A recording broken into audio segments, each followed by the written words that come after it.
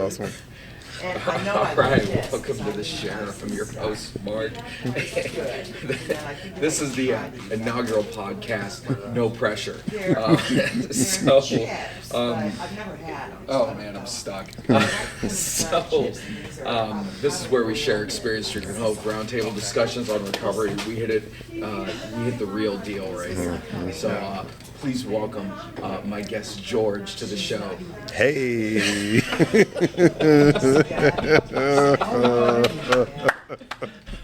What'd you say that was, the recovery band? Hey, that's the recovery brand. They are fantastic. So I decided to invite a very good friend of mine, a brother in recovery, George, on here, and to share his experience, strength, and hope, and maybe what recovery means to him, and a little bit of his story, so that way we can get it out in the hopes of helping others. And so George, welcome. Hey, thank you for having me, Mark. I really appreciate the time. No problem. Thanks for allowing me. You've been sick. The humility is drenching this studio right now. I know this is a great studio, right? Yeah, this is awesome. Would this be considered the meeting before the meeting, or the meeting after the meeting before the meeting? Yeah, it entwines all the way into it. Yeah, so it's great. Okay. I can feel the humility coming out. You're like, I don't know about this. No, you know, I've learned to count each day and make each day count. And so, you know, I enjoy these moments. These are priceless moments in life, period, you know, especially in recovery. It's just, it's like when the sun hits the plants and photosynthesis starts, you know, it's like you can feel the growth and, you know, the gratitude for the sunlight, you know, so that's what's great about it.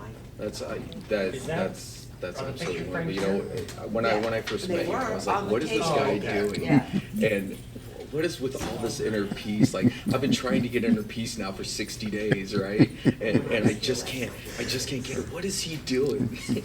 and the key that I see with you is that you just don't, like it seems like the rooms are where we talk about recovery, but out there is where we live it. Yeah. And I haven't seen anything different from you. Yeah. Well, the great thing about it is that recovery and this higher power concept or whatever it is, it's universal, you know, and it's inside and outside of us. So it's great when I go outside, and even just like a hot day, and then I'll feel that cool breeze, and you know, or I'll be feeling in my emotions, and then a beautiful butterfly would come around and just brighten my day, just to let me know that connection and that harmony is there, and it's real, you know, it really is. Like a total conscious contact with God. Yeah, it's total. And then the truth about it is that it was always inside of us. You know, they call it it's an inner resource. You know, and they say that's connected with those saying like God consciousness or spiritual awakening. You know, it's an awareness. Now, did you always have that, like, you know, going through? I mean, how long did it take you to recover to really awake to that? I think what really helped me was when I started considering others. You know, when I started seeing just a little inch toward my life getting a little bit better, and then I would look behind me and I would see those that were in my shoes previously, and just the empathy that I had and the compassion that I have for other people. I think that's where the recovery started blossoming. You know? Yeah. So when you what drove you to come into recovery? Like, what is your story? Technically, I came, I was conquered by life, and I kept getting back in the ring and kept getting knocked out, and said, you know, but I need a new coach in my corner. You know, I need a new cut man, you know, and I couldn't find it in my view, you know, or my horizon, because my sight was limited. So I took a suggestion and walked into a room of sobriety, man, and it was in there that I found it. What was the suggestion? Like, where did the suggestion come from? Was it inside? Because, and did you think you were on a winning streak? Like, you were coming in here, you're like, yes. No, I was beat up, man. I mean, I was so defeated, man. You know, even when like all the mental and physical resources ran out, you know, wasn't even any kind of inkling of success with me. You know, not even in thought. and I just knew that, when I came in here, if anything, it couldn't get any worse, because once you're at the bottom, there's only one way to go. So it started inching up toward the top from there. So, yeah. I remember when I came into recovery. I remember that moment. It was kind of like this voice in my head said, "Now, do it now. Right now. Now is the time." Like, what was that? Do you remember that moment for you when you were like, "This is it for me"? Yeah, I saw myself how I'm really how I really was. Before I didn't look in the mirror. I always used to just walk past real fast by storefronts, but I looked in the mirror and I didn't recognize that guy, and I was like, oh, and I when I looked at that reflection, I thought it was another person across the bar from me, and I said, I don't want to be like that, and I've remembered times in my life when I was going through life, and I used to look at people on the ground and homeless and everything, and I used to say, I don't want to go and be like that, and then I was actually looking at myself, and I was that guy, and that was time, I was like an impotence to you got to do something. If not, you go to the bitter end, like they say. Yeah. That kind of reminds me of Bill's story, what you talking about that, where he's like, I wouldn't jump from the high towers of high finance, like that wouldn't be me. That's not me on that doggerel old tombstone. And then one day you look and you're like, I'm there. Yeah. They even said he failed to heed those warnings. You know what I mean? And all of us probably had a point or points in time when people said, "Yo, you're going down the wrong road," or hey, now you're starting to go to jail. Now you're starting to be missing things. Now people are starting to talk about you, and it might be time you to do it and be like, nah, it's not me. Did you ever have your dope man cut you off? Was like, hey man, I think that you need to. That's an embarrassing moment. That happened to me a handful of times, where he's like, hey man, I'm gonna cut you off. You're like, well, really? Why? I'm not. That's the junkie over there. It's funny you mentioned that. I've had addicts that were more experienced than I was at the time, and they used to tell me, "Yo, you're going too hard." And I'm like, "Yo, you're just like me. What are you talking about?" I was like, "No, you're really pushing the envelope." And I'm thinking in my head, "That's what junkies do." You know what I mean? Just playing my part. Doing my best. I remember the time I was sitting at the dope spot, and I was like, "Man, thank God I'm not like that guy." I'm sitting there shoveling stuff up my face and pounding drinks, and it's it's amazing that in hindsight you actually see the insanity, and that's what's great about awareness, is that you see things how they really are. I can't dress up a pig with lipstick in the dress anymore, and say this is my girlfriend. She's a human. She just likes mud. So what led to that moment where you were looking in the mirror? Where did your journey, in this, where do you remember it starting for you?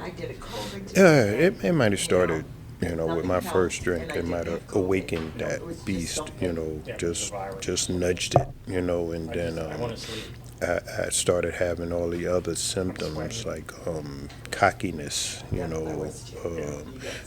be condescending, I would be self-centered, self-seeking. I did a lot of things for, look at me, Dad, I got 100 on the report card. Look at me, and where's mine? Give me something for it. And I think those are the little symptoms of isms that really, rocketed me towards, full-blown, addiction and just drinking too much. Maybe like a sense of something to prove, maybe feeling a little bit less than, I need to feel greater than. Yeah, exactly. And it's just like an inner I want to go to. It was that 2 weeks fear time. inside, a fear of being accepted, fear of succeeding and fear of failure. Both of those ingredients was in me, and it's confusing to be, having two people inside of one person, and I grew up like that, Dr. Jekyll and Mr. Hyde is the same guy, Yeah, it's kind of like what we were talking about last night after the meeting, the mental economy, right? It's one side's manufacturing BS, one side's buying it, and the mouth's selling it. Yeah. And I feel like in the run, like when I was in my run, like I was just selling myself BS constantly, like that powerlessness. Like when did you realize you were powerless? When I made choices that were Are you? illogical. I would justify not going to work. I would justify being out all night. When the lying became my truth, that's when it was like you actually said that? You know what I mean? Like, wife catch me in the closet getting some money, and she's like, "What are you doing in the closet? 2 in the morning? Oh, my buddy got an iPad and he want to sell it for $100. And next week I'm like, man, what's wrong with you, dude? Like, why would you tell a person like that? Something insane. Before you like ended up looking in the mirror that moment, I remember so vividly. What kind of led up to that? Like, do you remember like this kind of path, like the spiral, like going down? Like maybe you knew it. Like I realized I knew it beforehand, but I was just too afraid inside to admit it, and like that fear overtakes. Like when did you maybe start to realize? When my ideas didn't bear fruit. When my decisions led me into a deeper hole, like financially, even spiritually, and that's when it started, when I started failing a lot, when it wasn't any reason to fail. I mean, sure shot things, I just couldn't do it right because I was missing a piece of me that I needed to succeed in just everyday life, man. Yeah, so like that kind of like empty feeling, maybe like I know for myself, the relation I have to that is I always tried to fill this hole inside of me. Like I always felt there was something missing. So what would I try to fill it with? I tried to fill it with fair weather friends. I tried to fill it with dry goods. I tried to fill it with alcohol. I tried to fill it with people, places, things, and that's something that I was never able to fill. Greed, money, anything else. Yeah. And I get it, and it's something because, like, people, we can point those out really quick. Places, we can point those out, but it's the things that are really in a gray area, and some of those things might be false pride. Some of those things might be irrational thinking. Some of those things might be just living more than your means, and those things are really like the steps help uncover a lot of that. Like I walked in here and I was talking about gluttony and stuff, like, and I would never have thought it. I would think about my failures as money problems, maybe some health issues, but I never would think of it like gluttony or sloth or something until I came into the program and learned some information. That's the aha moment is when you told me about the Paggles, and I'm like, what do you mean by Paggles? I'm like, what's pride, anger, greed, gluttony, lust, envy, sloth, and like that's to me that's the root of everything. And from what I've learned in this journey is, and from what I've been told by others that are wiser than me in the program, like I used to think that I knew it all, but for me it goes resentments, fears, and then at the bottom of that is defects, and that the root is selfishness and self-centeredness. When you came into the program, what was it like coming into this 12-step program, like the first time walking through those doors, as you said, on a winning streak? Well, it was eye-opening, but it was just so wonderful, though. I mean, it was something about walking in here. It's like walking into a candy store as a kid, but the candy is healthy, And it was that kind of feeling when I walked into the rooms that I can identify the people as being like myself, but their all resemblance left. Like it was just happy, it was peaceful, it was helpful, it was all of those ideals of human beings that I've never experienced in one room at the same time. You know? Yeah, it's so you told me a story a while back. You and I have been close for a while. Yeah. In this, and It's been wonderful. Yeah, it's been beautiful, right? It's a beautiful trip. So you told me this story about when you came in, and how many days sober was it? Like 11. Can you tell that story because it cracks me. It was 14 days, and I was listening, and my mind cleared up, a little bit in 14 days, and I was able to hear and hear what they were saying. And an old timer asked me, so what do you think about AA? And I thought this is my moment, and I dropped down, found relief from a hopeless state of mind and body, and, through the steps and the principles and the traditions, This is a daily reprieve and spiritual fitness. I was saying all the key words, of successful sobriety. And the guy told me to shut the F up. And him and a couple of old timers all ganged up on me, verbally assaulted me. And I was just sitting there, and other people were saying, coming to my defense, saying, like, why are you going hard on this guy? I mean, he's got like 14 days. And he's like, he don't know what the F he's talking about. We want to hear about the problem. We'll ask him. You don't know nothing about the solution. And he asked me, why am I not offended? And I honestly said I needed to hear that. I needed to hear somebody call me on my bull, because I didn't know what I was talking about. And what I had to learn to do is listen to learn, not just parrot what other people are saying. Like, you can hear things, but are you listening, And that was a big difference for me. Isn't that like the old timer saying, what is it, take the cotton out of your ears and stick it in your mouth? And the one thing I've noticed, though, about, like you started, you have how many years under your belt? 11 years, 9 months, maybe 13 days. How many minutes? 400 and, no, just joking.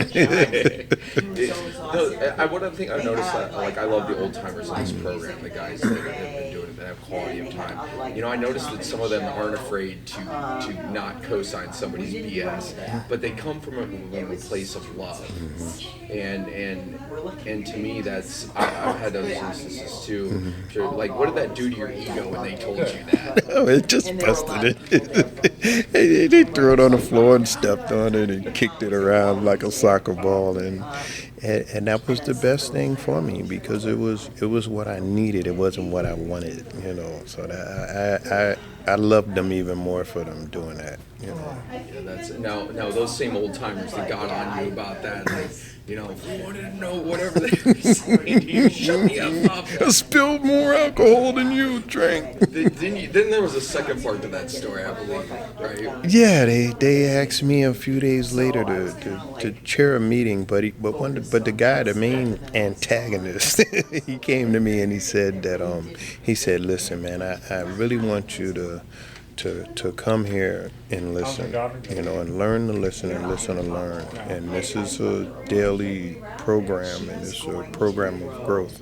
And he asked me to chair the meeting, and that was wonderful. And then he said, just stick to the script, like, seriously, though. And I looked at him and I'm like, well, what's the script? He gave me, showed me the script, and welcome people and do all of the readings. And then it was a moment where people were sharing, and I was sitting there, and then someone of his little cronies had said something to me about, what do I think about alcoholism? I didn't say anything. I was like, I'm not falling for that. I know you guys now, I'm not, you won't get me on the stage and clown me, but it was wonderful, man. I really felt a part of it, and I think that's what was missing all my life, being a part of something great, That's when did you realize like this thing's for real? Like I'm really doing the deal, but like I am a part of this. Was it at that meeting, or was it beforehand, or? It was the first 30 days because they grounded me. They all had a concept of a power greater than themselves, and they helped me to find one, and I was caught up. I was coming here, I was walking to a meeting, and it was cloudy, and I was getting my 30-day chip, and I didn't have a higher power.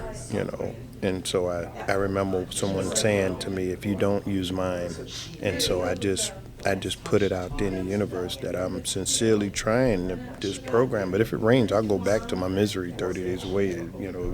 I could fit back in those shoes. And it cleared up. And I came and I got my 30-day chip. And when I walked home, it started raining and it poured. I got soaking wet. And I laughed because I remember somebody saying, my God has a sense of humor.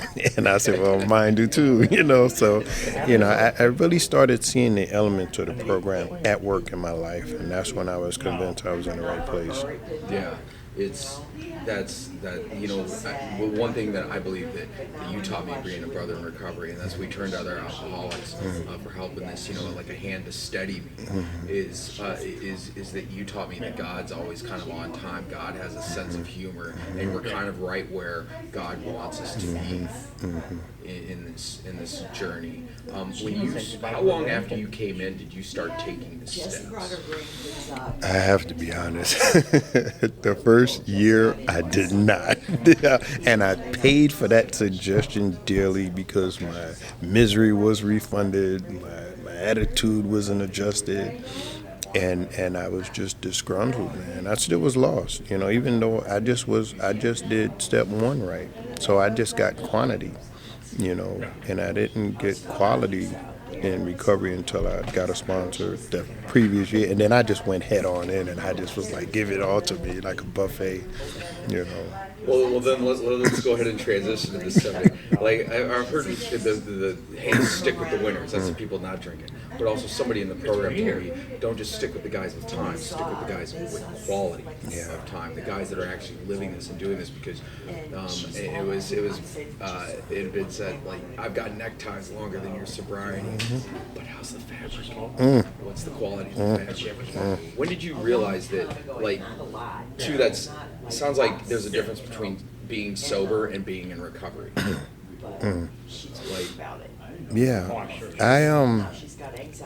I'm not one to judge, but personally, I looked at the year that I didn't do any steps, and I still was getting days, without a drink. But then I also noticed that there are layers to being sober that I didn't uncover unless I had a program of action and spiritual answers, and then I gradually started learning that sobriety also means logical, like a sober judge, rational, and it's straightforward. It means serious. It meant so many other things than just being without a drink. It's used to describe people that aren't alcoholics. It's really an adjective of a person being logical, making sense, and being straightforward. And those are the layers of sobriety that I've uncovered when I got a sponsor and started following the instructions that they all did. And I followed with the same zeal and enthusiasm as I could muster. I was told, given a suggestion, chase this like you used to chase your birds in your alcohol. If you did it with enthusiasm, chase it with enthusiasm. If you did it with fire, do it with fire. If you did it every day. Like, go to a meeting on every day that you would have drank or drunk. That's a lot of days. And it's a lot of miracles to witness by going to meetings a lot, and being part of this happiness and joy. It's like how they talk about the ocean liner and that they get rescued, and they rejoice in the rescue, but then they go their own separate ways. And here, we rejoice in the rescue every meeting, so we never forget. We keep it green, which is great. Yeah, so basically remain teachable. Remain, period. And faith has to to grow in us and live through us. It has to go through us. So we have to still be open to even a different idea, because it sharpens our tools in our toolbox. When someone else has a different take on something, because we read things and we highlight different things in these books, and they're all helpful. Somebody might come to the meal with greens. Somebody might come to the meal with some herbal tea. It's all healthy ingredients that people have when we come together and feast in meetings and in fellowship. What was that? Can we go back to that first year real quick? The first year that you weren't working the steps, that you were just sober. How uncomfortable was that? Do you remember, was it kind of like white knuckling it a little bit? It was some rough days, man. It was really hard. It was a lot of challenges, daily, inside and outside. A lot of demands, a lot of confusion, of what I'm doing or what should I do. I didn't have this.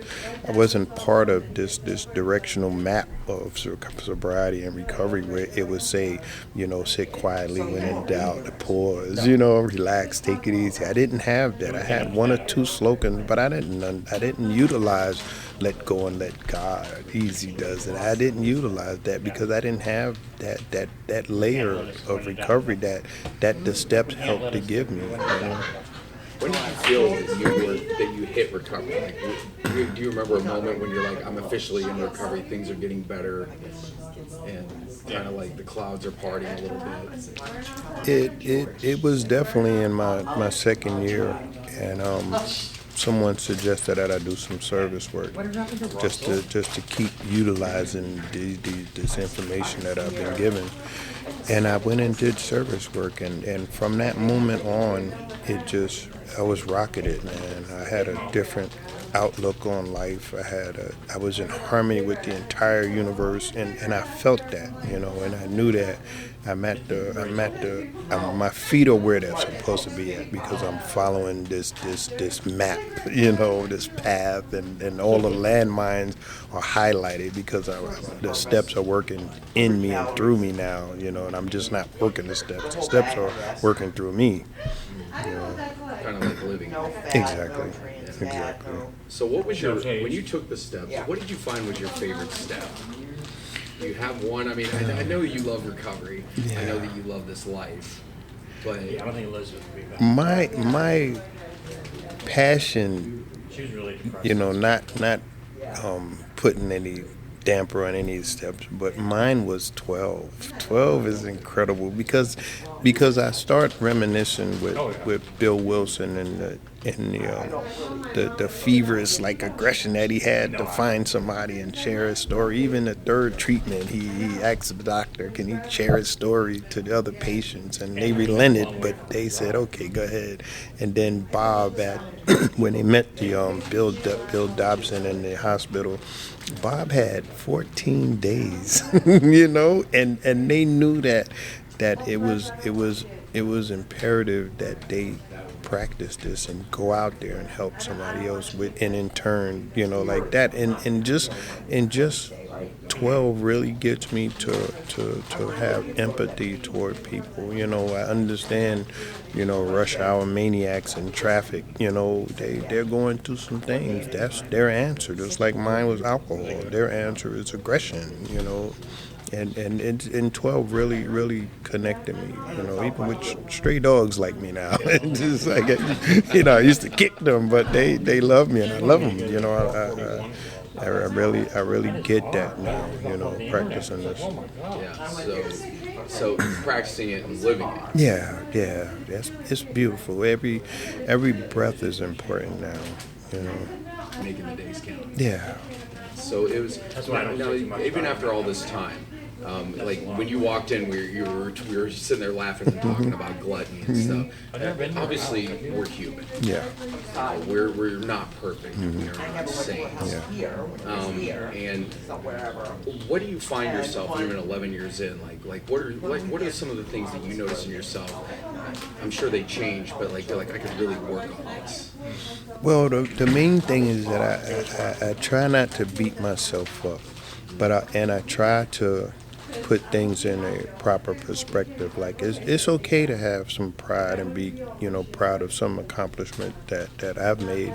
It's okay to have some anger. Maybe that'll fuel some change. It's good. And it's the thing that I have to keep being aware of is not letting those go exceed their natural existence, man, because I can be proud of myself, but I don't want to be condescending toward other people and to take pride in shooting down someone else's accomplishment, and compare, and I'm careful to watch that line between anger and rage, and like sloth might be, like I read in the 12 and 12, it's like kind of like retirement. Sometimes you want to binge on your favorite reality show series, and I get it. We earned some joy, some downtime, but I don't want it to come at the expense of dirty laundry, or a dirty house, or a dirty body, and it's like it's a fine line to walk, but it's great though. It really is great to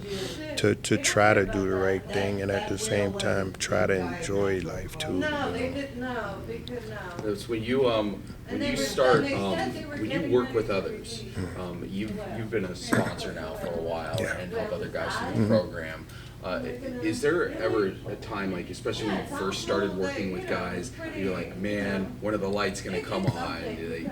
Or do you find struggles sometimes working with people, or frustrations in that? I know I've seen you find a lot of joy, but are there times where you're like, man, I put all this work in, or did this? Yeah, it's a lot, because we're humans and we get attached to humans, and we want to see people succeed, and sometimes I've caught myself wanting it more for me, wanting their recovery more than they want it, and it's kind of disheartening when I see them not want it as bad as I think they should, and then I have to check myself. But it happens a lot. It's not even like it just happens every now and then. But I find so much joy in it, that, and I'll allow to let people be there themselves. And I always wish everyone just a real slow recovery, man. There's no rush. There's no finish line. The spoiler alert is that we're all gonna pass away one day, so no one really makes it out this movie alive, But get busy living, though. Really do. Good. That's make the days count. It's I've got one thing to read to you before we go. Awesome. And it's page 133. My favorite. That's my favorite page of the book. Your The favorite. entire You took me onto page. this, and it actually, that's the beauty of this program. You can't keep it unless you give it away. Yeah. And you taught me 133, and it's so solid. And so page 133 in the big book, it's in the family afterward. At the top of the page it says, "We are sure God wants us to be happy, joyous, and free. We cannot subscribe to the belief that this life is a vale of tears. Though it once just was just that for many of us. But it is clear that we made our own misery. God didn't do it. Avoid that deliberate manufacture of misery. But if trouble comes, Cheerfully capitalize on it as an opportunity to demonstrate his omnipotence." That's my best line in the book. and I believe I looked up omnipotence. I was like, what is that? It said power and authority. That's right. Since that's your favorite thing, and I always love it because you still laugh when that gets whipped out. Yeah. Like it could be out of nowhere, or it's coming, and I see this smile like a kid in a vegan candy store, like going after the kale chips. That's right. Give me the carrot. What does that mean to you? Why is that like you get this smile that I can't describe? What does it mean to you? In layman's terms, it means that it's going to be okay, that it could be worse, and that the best is yet to come, and that's what it is like just in ordinary life, but the main thing for me is that I'm connected to a power so great that these blessings are in the lessons, like I have these are hurdles, they're not stumbling blocks in my life. They're really stepping stones, and I start being aware of that and I start looking at things in an entirely different angle.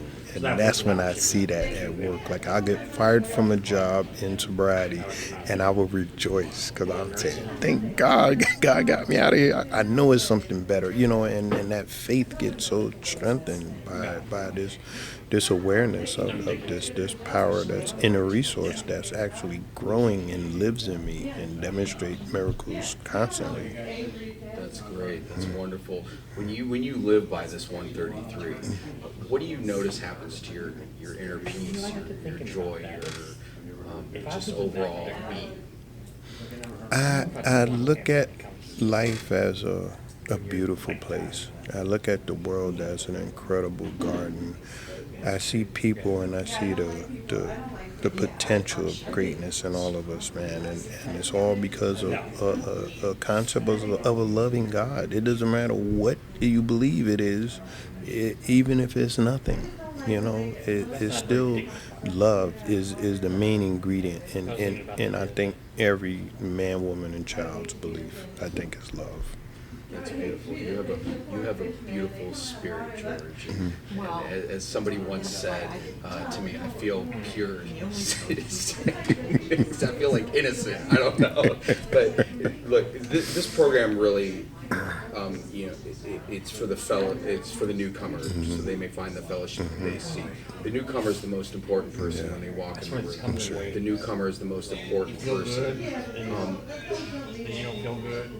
Let's say a newcomer's listening to this. What's the best advice that you can give to a newcomer that you would give? That I'm rooting for them. I believe in them, and together we can succeed. You don't have to do this alone. That's what I think. That's beautiful. George, thank you so much. Mark, the pleasure's mine, man. It's always a joy. I enjoy every moment with you, so thank you for every moment. Dude, thank you so much for doing this. And I love that we did this at is it now the meeting before the meeting or the meeting after the meeting? Yeah, it's in there somewhere in the beginning. We've got the live action room behind us. Yeah. And I do love this Sterling room because it's like family around here. Yeah. It's sitting around people who are just here. Yeah. And that's what I love. It's the miracle. Yeah, thank you again. Well, thank you so much for coming on the show. Here. Where's that band at? Where's that band at? The band's right here. Thanks for listening. Get down, George. Oh, the studio audience wants to thank you too.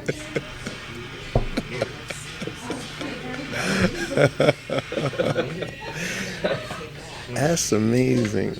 Isn't it? Just by the push of a button. I can do this for my job. I could do this forever. There you go. This is amazing. And maybe God will reward us another opportunity. Yeah.